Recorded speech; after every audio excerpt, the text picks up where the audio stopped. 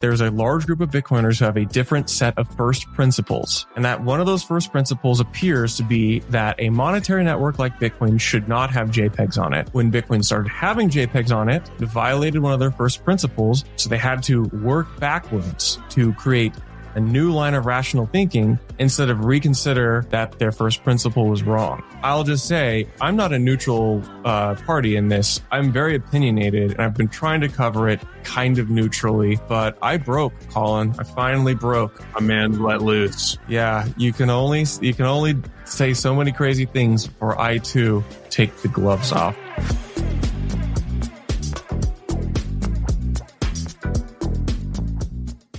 Okay, Colin, Satoshi himself has chimed in on the filter debate. Adam Back is in the ring. There's shouting in the streets. People are angry about it. People want JPEGs off of their nodes. They want them off of their blockchain, not in my backyard. No inscriptions in my backyard. But it's an uphill battle. It doesn't really do anything. It's a Sisyphean struggle to try to make sure that things stay off of the blockchain when in reality they won't. But so we'll be getting into this episode. We'll be talking about the filter debate, which has really reached kind of a crescendo recently, what filtering is and what the pro filterers are trying to keep off of the blockchain in terms of arbitrary data.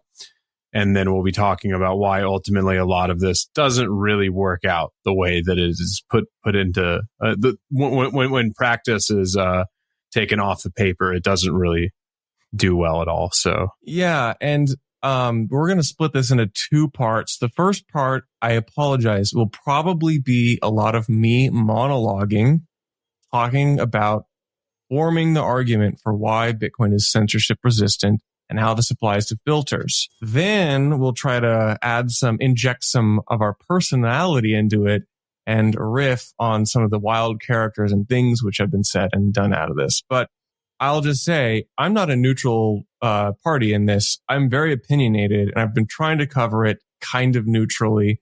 But I broke, Colin. I finally broke.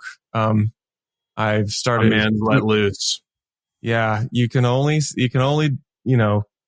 say so many crazy things before I too also take the gloves off. But and I'll also say, I'm going to be reductionist about some things. I'm going to hand wave about some things. And there are people who can go deep into the weeds on some of these, and I will not be able to cover everything. So let me give you an analogy, Colin. Yes, an analogy for the layperson.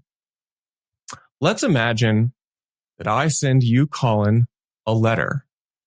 And in this letter, I'm just telling you about how my day went and stuff and what I ate. And it appears like any normal letter to the outside reader. But what if I included an additional message within that letter? What if you knew, say, to read the first letter of every sentence, to read the real message within that letter? Let's imagine that there were an authority in the middle reading our correspondence, trying to figure out what the real message within those letters I'm sending you are. They could probably figure that out. They could be like, oh, it's a simple code. It's the first letter of each sentence. And they could start confiscating those letters so that I couldn't pass those along to you. But you and I could come up with increasingly elaborate schemes. We could take every letter, following pi, and have some weird kind of, every other letter that follows a word that rhymes with Charlie. We could have those rules, and it would be difficult for the authority to decipher that message. And it'd be really difficult to do that. It basically means that it's disproportionately difficult for that authority to fully prevent us from including these extra messages. It's a cat and mouse game. This is an imperfect, but I think helpful analogy for describing this concept of arbitrary data to someone who doesn't know anything about code or isn't a dev. So while it's possible to limit simple forms and disincentivize it, it's an asymmetric game of eliminating it. Theoretically, as long as you can include any type of data, then you can't fully prevent arbitrary data. So this is an analogy when I for the non-technical person. I want to now move to one of my favorite narratives about Bitcoin. You want to say something? Well, I would complicate that analogy when we get to if we touch on ocean pool at any point, and if we touch on template construction, filtering out these transactions, because I would also complicate that analogy to say, in this scenario, imagine if USPS wasn't the only carrier for sending your letters. You have FedEx and you have UPS and you have a bunch of other carriers that you can go through if you want to get your message across. So anyway. Yeah, that's great. That's a great example. I'm going to add that to my analogy. Okay, so let's go to one of like Bitcoiners' favorite like nation state game theory ideas, which is, let's say there's a country which wants to censor transactions. Let's imagine it's China and they want to prevent Chinese citizens from sending Bitcoin out of the country. So they know which addresses don't belong to Chinese citizens and they try to block those. Can China prevent these transactions? Well, they could try. They could try to enforce domestic pools or block producers to not include those transactions. They could try to, tell miners you can't build on chains with these transactions or include these transactions. They could tell domestic nodes not to relay these transactions. But the thing is, yes, they could try to do that, but it might only have the effect that it makes it a little more difficult and expensive to send. But the thing is that it would actually require a ton of asymmetry for China. They would actually have to control a supermajority of hash rate and blocks. They would have to control vast parts of Bitcoin, and it would still be very, very difficult because Bitcoin is designed to be censorship resistant.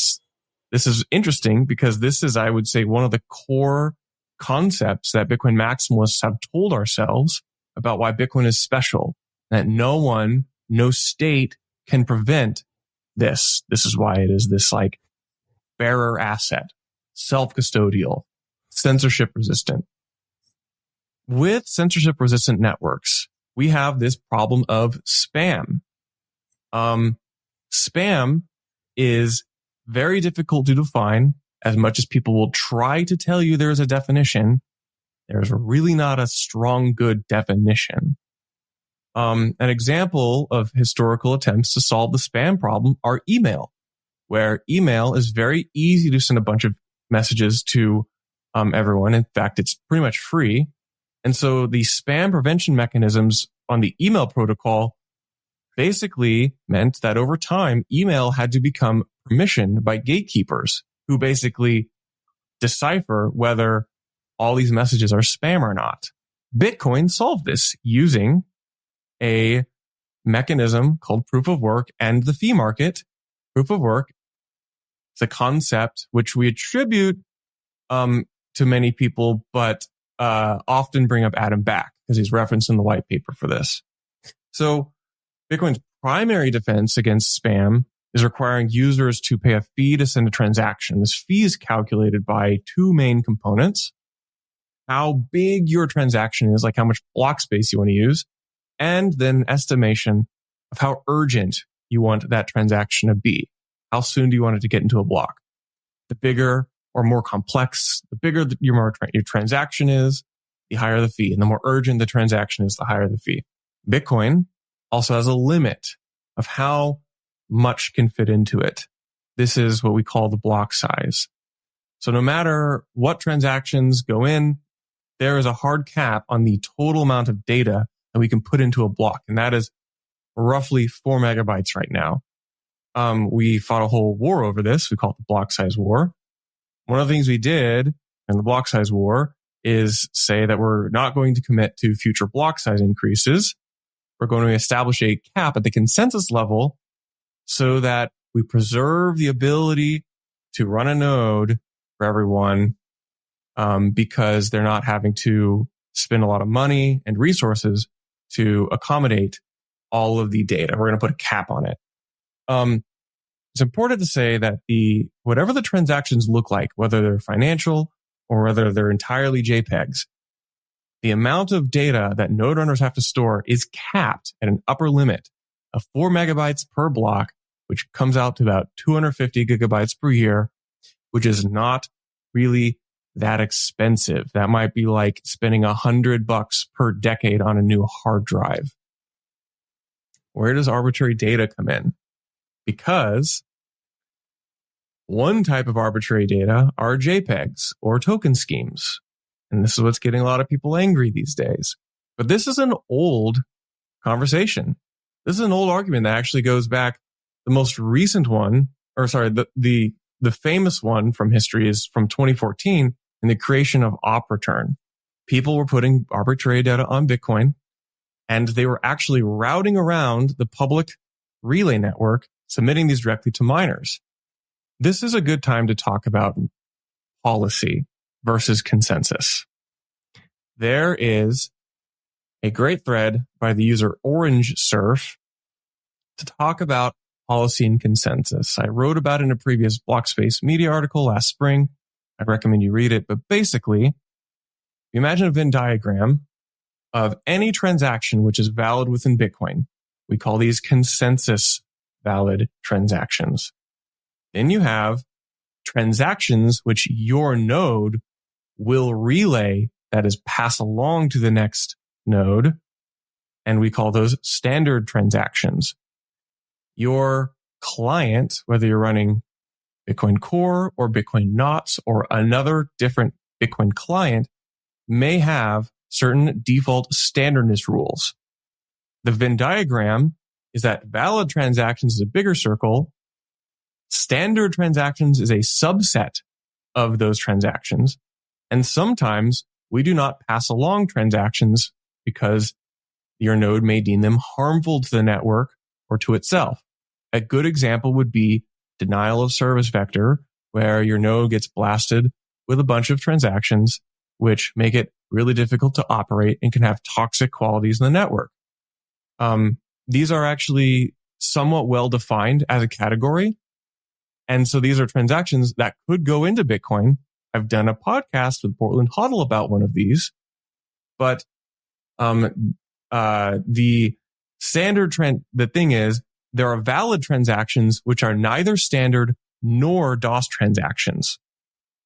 So we're talking about a big circle of valid transactions, a smaller circle of standard transactions, another circle within valid transactions called DOS transactions. And then there are transactions which have no category except they're valid. They're just not relayed. That is probably an imperfect and confusing explanation because it's really nuanced and difficult to explain. So I apologize, but I got to get through this. So I think the basic idea, though, is that there are transactions that the Bitcoin network will recognize as valid if you can get them to a miner. And then there are transactions that nodes will not relay because they do not conform to the node's relay policy, but they may be valid. Yeah. And that'll be important for when we get into, like knots versus core and different filters and stuff. Yeah. So the thing is, as a rule of thumb, Bitcoin as a network is designed to function better for everyone, especially node operators, if the types of transactions which get into blocks are also the types of transactions which are relayed. The network itself deteriorates when you have a disparity between transactions which make it into blocks and transactions which your node sees. Everybody's happier. You are happier when your node sees all the transactions and has a very transparent view of what the Bitcoin network looks like. When this declines, the value of your node decreases to you because you can no longer reliably estimate what's going on Bitcoin. It makes it more difficult for you as a node runner, send transactions. It also is more resource intensive for your node. So as we think about what Bitcoin should look like, sometimes we have to adjust relay policy because transactions are not being publicly broadcast through the publicly available node network. Why would a transaction not be publicly broadcast? Sometimes it's profitable for miners to just take transactions that are sent to them directly. Or I sign a transaction and I hand that code, that hex, to a pool. There's a number of reasons I might do this, but the predominant reason is that it's difficult for me to publicly broadcast this transaction, but I'm willing to pay for it to be on Bitcoin. When a transaction of this type has enough economic demand, we've seen empirically, and we also can validate this theoretically, that it will make it into a block one way or another, either being publicly broadcast or by direct submission. If these start being submitted directly to miners, this is bad. It deteriorates the overall network topology, and it results in a toxic behavior overall of direct transaction submission. Hey, Will here with Blockspace Media. Did you know that we have individual feeds for all our shows? If you're watching the Mining Pod, Bitcoin Season 2, or the Court Show, be sure to check out the individual feeds. You can find them on your podcast player of choice, whether that be Spotify, Apple, YouTube, etc. Just type in Blockspace Media and you'll find all our shows pop up, or just type in the individual show name like the Mining Pod or Bitcoin Season 2. Be sure to hit that subscribe and give us a 5-star rating so we can continue to bring you the best content in Bitcoin. Luckily, we have a limit up on how much toxic behavior can happen. These are the block size and the fee market. So we have a new transaction type of JPEGs, and it's really not a new transaction type. It's just kind of a different looking transaction. These are transactions with a lot of arbitrary data in them. You remember my analogy at the top. They look like normal transactions, but you can decode them to produce other things, such as JPEGs or token schemes. There is this claim that having these JPEGs on your node, after they get into a block and go on your node, there's this claim that they are bad for your node. And unfortunately, I think this is a pretty inaccurate claim and pretty broad misconception. Why could they be bad for your node? Well, the general claim is that they make it more difficult to run a node. How exactly? Post-ordinals, post-February 2023, blocks on Bitcoin went from not always being full at 4 megabytes, but sometimes being full. They went then after that to almost always being the maximum size they could be according to Bitcoin consensus of 4 megabytes. So this means that there's just more data that your node has to download every time a block hits. But there's a cap on that, which is 4 megabytes every block. Here is a question which I will ask you, Colin, in the form of a joke.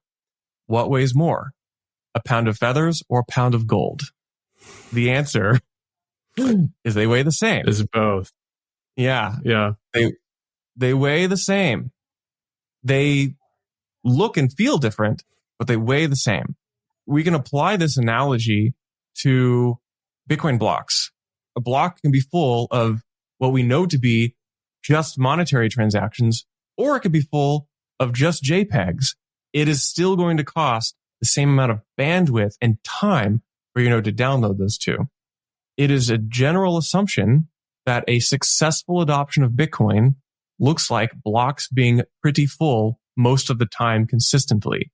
It is an assumption that Bitcoin blocks will be, on average, close to their max size as Bitcoin becomes more and more adopted. It is a kind of ridiculous point to say blocks should not be 4 megabytes.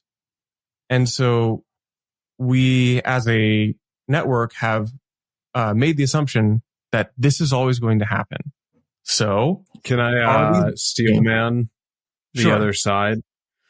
Sure. Because I think that what they would say is that the argument is not necessarily that each transaction isn't the same. I mean, they don't value the JPEG the same way they do economic transactions, but it's more that the JPEGs didn't exist at all, that demand wouldn't exist, and it would be, the block space would be available for financial transactions. So they see them as just totally invalid completely, and they're upset that they're taking up any space at all. This is a structural criticism of Bitcoin in general. because I would reply, I feel that transactions of Americans to terrorist organizations are stealing block space away from people who want to make normal, good person transactions. Now you start to assign should and shouldn't to types of transactions.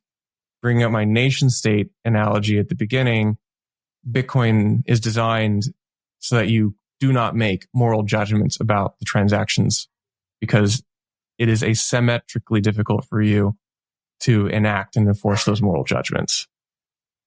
So there's also this ironic minute dimension, which is when your node downloads and syncs to the chain, performs an initial block download, the processor on your computer or your node, your Raspberry Pi, has to run and validate all these transactions to basically arrive at a check sig to verify that transaction is valid. Ironically, a block full of just financial transactions is more difficult generally to validate than a block full of inscriptions. This is because your node does not need to validate all that arbitrary data because it's not required to produce a valid check sig. It is easier for your node. It's actually easier for your computer running your node to validate a block with a bunch of JPEGs.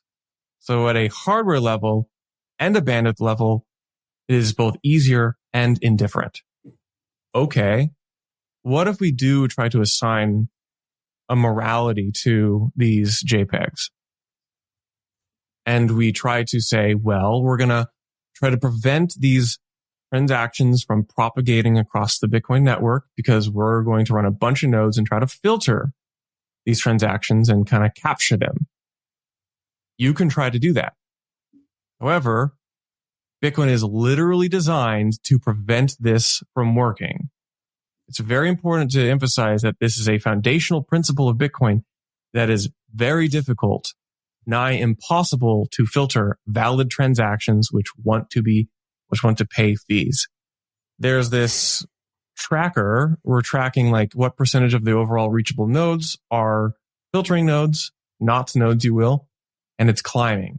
Went from 5% to 15%. Now it's 18, 19%.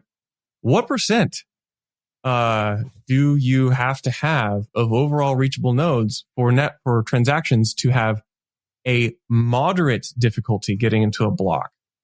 There's not a lot of empirical examples until recently because nobody bothered to try to argue this because it's a dumb argument. Well, Orland Hoddle did a demonstration a couple months ago in Miami, demonstrating that at least 99% of nodes would have to filter these transactions in order for them to have a modest increase in difficulty getting into the next block. Even then, we have several examples, especially recently, of this being a meaningless and ineffective percentage. Most specifically, Peter Todd's Libre Relay Network, which is a network of nodes which peer to each other preferentially and have very relaxed standardness rules, specifically for large op returns. Peter confirms that there were maybe 30 of these of the overall network of reachable nodes, which exceeded 25,000. So 30 of 25K. And at the time, when this was still a novel, kind of nascent Libre Relay Network, these transactions were getting into blocks about a third of the time, paying no extra fees. Then we had the most recent example of sub 1 sat per vbyte summer. This is an interesting example because 100% of nodes on the network were filtering sub 1 sat per vbyte transactions. Again, 100% of nodes. These transactions were simply just being submitted directly to miners, at least initially. So we actually have a scenario where 100% of nodes in the network were filtering. And the weird thing is, it wasn't even because these transactions were paying more to miners. It was actually because the fee rate of Bitcoin, because there was so low demand, the fee rate was artificially being propped up fee rate is artificially inflated so that if a pool or a block producer were to defect from this artificial floor of fee rate, they could temporarily pocket more transactions, but cheaper transactions, and get a modest amount of increased fees. This creates an interesting game theory of cartel defection, which I won't get into. This could end up being a much longer conversation, which I won't get into. But that was funny because it wasn't even necessarily that profitable. It was kind of an arbitrary market dislocation that where 100% of the nodes filtered, yet there was still demand for that transaction type. All I'm saying is, if the market wants to send a type of transaction, it will find a way. Listen, if there's one thing the history of evolution has taught us, it's that life will not be contained. Life breaks free, it expands to new territories, and it crashes through barriers painfully, maybe even dangerously, but life finds a way. Clever girl.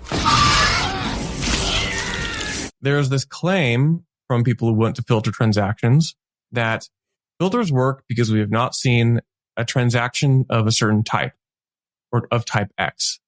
Well, the response is probably there was not demand for that type of transaction.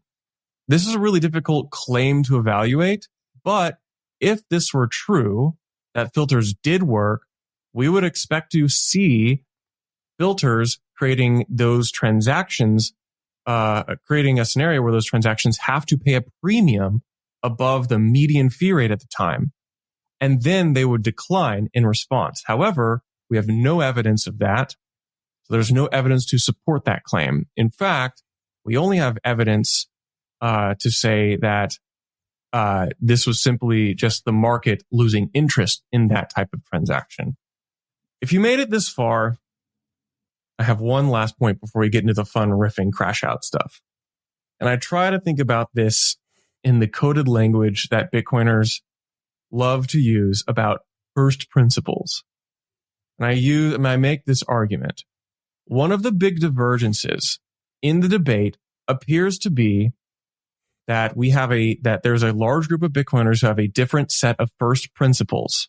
And that one of those first principles appears to be that a monetary network like Bitcoin should not have JPEGs on it.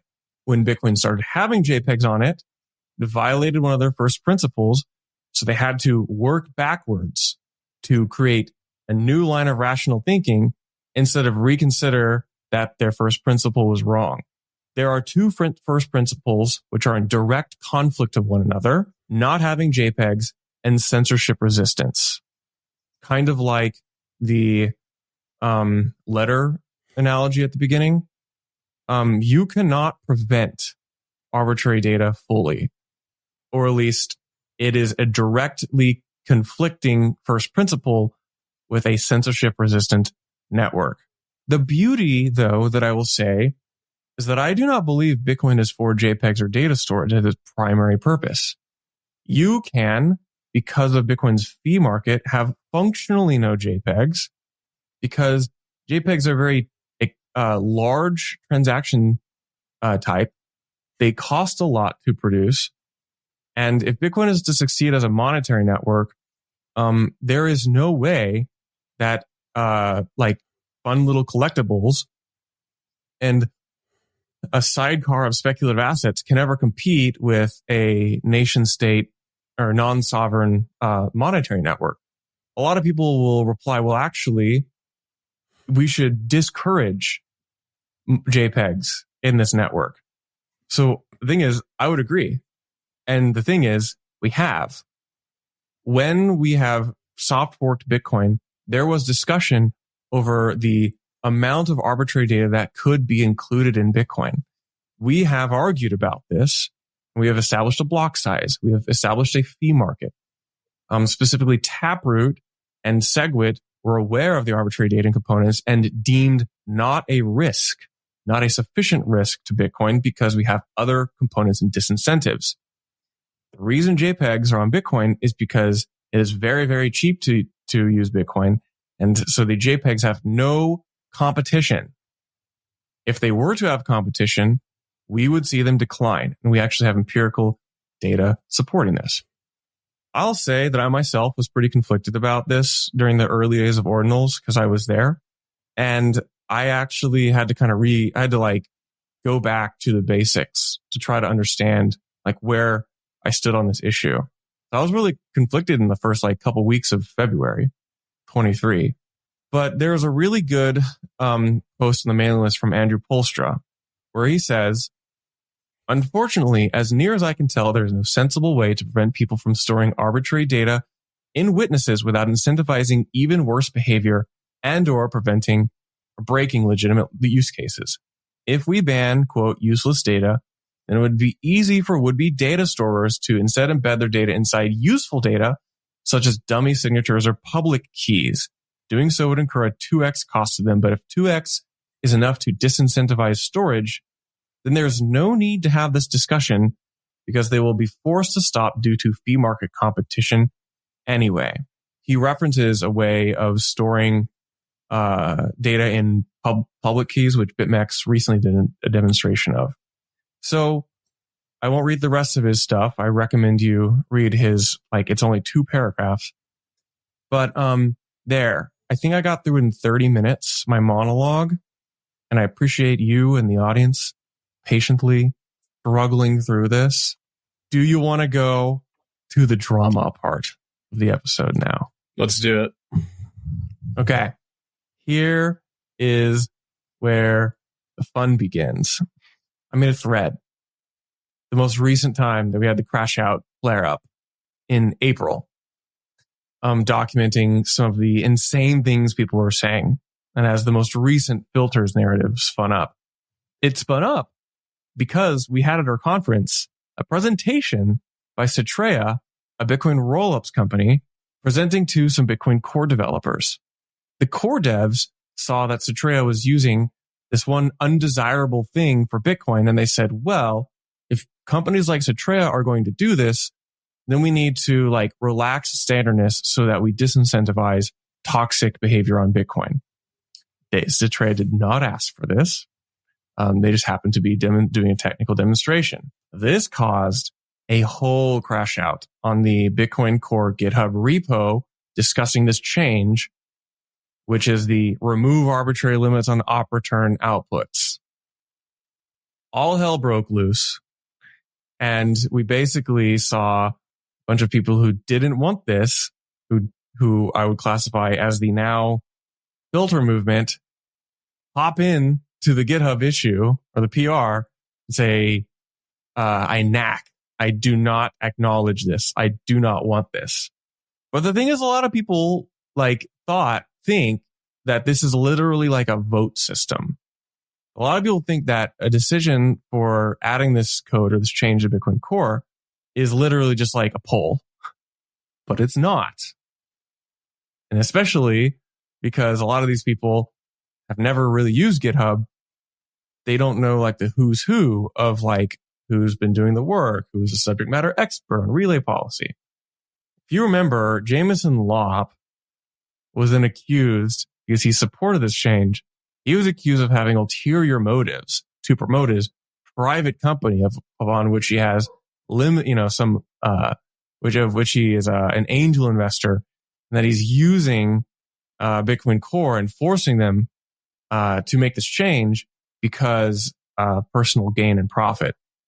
And he was accused of not disclosing this, but he very much discloses this on a site, and he talks about it, and it's very clear that it's unrelated. This change would also not benefit that. This is the CTO of, not CTO. Yeah, this is the CTO of Ocean Pool in this PR in April saying that if this PR gets merged, it's the end of Bitcoin and he will sell all of his Bitcoin. Well, the PR did get merged. And he says that he's gotten rid of his Bitcoin since then, if you can believe that. This is an actual tweet from Luke Dash Jr.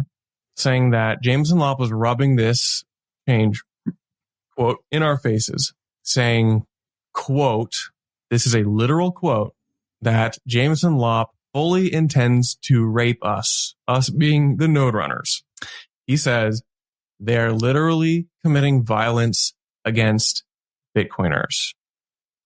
Now, I know internet discourse can be fiery and people can make broad claims and statements. Luke made it very, very clear that he means this literally, and he actually believes, quote, this is worse than rape.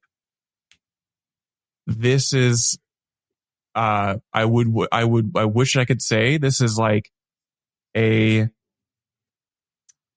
uncharacteristic thing for him to say, but he says it's pretty on brand. He says these things all the time. And that kind of frames the whole argument, though, because if you're approaching all of this with that in mind, then there's not really going to be anything that anyone can say that's going to rationalize JPEGs, inscriptions, etc., arbitrary data on the blockchain, right? Because you're already contextualizing that in your mind as being one of the worst things you can do to somebody. So, yeah, but there's also this idea of consent. And I don't like having to belabor this topic. But so what is consent in the case of a node runner? Yeah. And so this is another thing that I wanted to bring up when you were using an email address for the spam example. The way that I think that's tricky, and like that's the thing that usually gets brought up with the filter camp, is that to make that a perfect analogy, the actual inscription or the JPEG, transferring that to the email analogy, to make it a perfect analogy, that would have to be sent directly to the email address of the people running their nodes.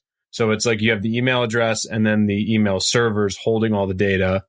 And then the analogy on Bitcoin is you have your address for your wallet, and then you have your node, which is storing all of the information. And so the reason why it's kind of tricky is because in this case, Bitcoin users, if they're running their own node, simultaneously are the recipients of transactions, but they also hold the data.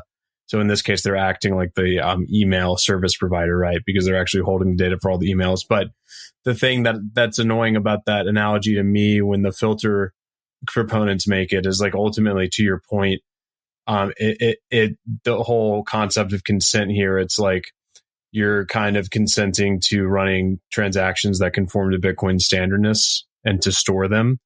And it's not really spam in the sense that you are not the target recipient. Also, spam is usually sent out by a malicious actor for reasons only to, kind of inflict some sort of harm or flood someone's inbox, mess with their bandwidth. In the case of this, the spam here are transactions that people are choosing to make because they think they can make money on it, because they're trading them. So they're minting NFTs, they're trading tokens, things like that. So to me, it's just not the same thing as someone just randomly shooting some crap to your email inbox.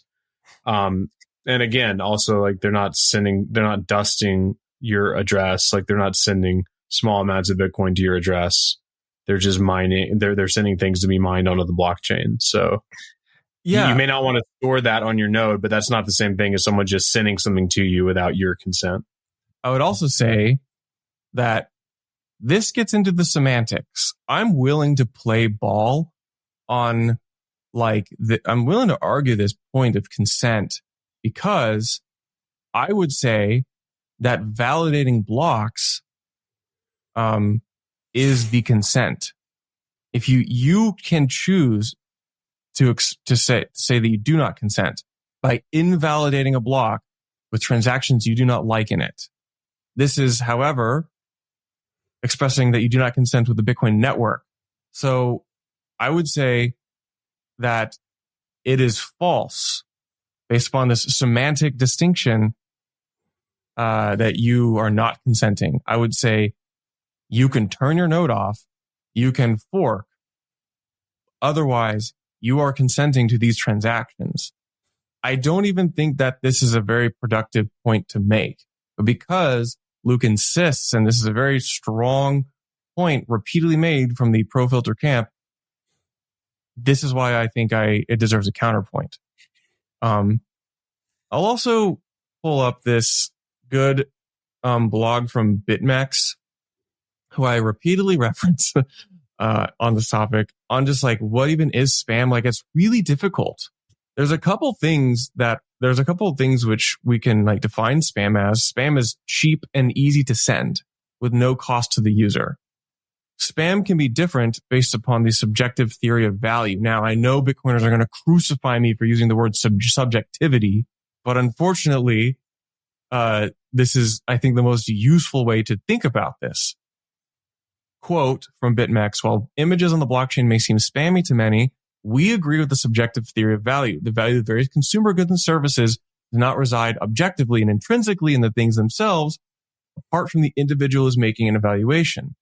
This evaluation is a subjective matter that even he cannot reduce to objective terms or measurement. There have been, at the time, over $600 million spent on fees related to ordinals and inscriptions. That is not a negligible amount of money. These are fees that are outcompeting lower priced financial transactions. So I simply think, just by the raw amount of money which has been spent on these transactions, that it is really difficult to call them spam. They are a type of transaction which is very expensive, and that is not, and spam is not a good word to describe these. There's probably a better word, and I welcome people who want to try to come up with a better term. But like, I would almost say that just by definition, if something goes on Bitcoin, it's not spam. If we want to make like a really reductionist term here, and obviously this is not true like to every single transaction, but as a general rule, I would say people pay fees and therefore put something on Bitcoin, and to someone, it's not spam. So make that point. Yeah. I think that kind of does it. If there's anything else you want to touch on? Yeah, I mean, I will caveat that I'm very personally invested in this, and I am really reluctant actually to make this argument in this format podcast because I'm putting myself out there. I'm opening myself up to really, really visceral, hurtful attacks and accusations. It's really sad to see a major component of Bitcoiners do something which I believe objectively deteriorates Bitcoin and is almost indiscernible from an attack on the Bitcoin network and its anti-censorship resistant qualities. I wish all of the efforts were focused on a real solution to what they perceive as a bad thing on Bitcoin. And if you could increase adoption, then you would increase the fees on Bitcoin, which would decrease what you consider to be spam. The absolute best thing you can do is bring more people into Bitcoin instead of call them out for objectionable data. I will be inscribing WikiLeaks Afghan war logs and inscribing 3D printed gun instructions on Bitcoin, and I will be supporting protest art and freedom of information because Bitcoin can function as a network which accomplishes those things. So I feel pretty strongly about freedom. I cannot say the same for the Knots camp.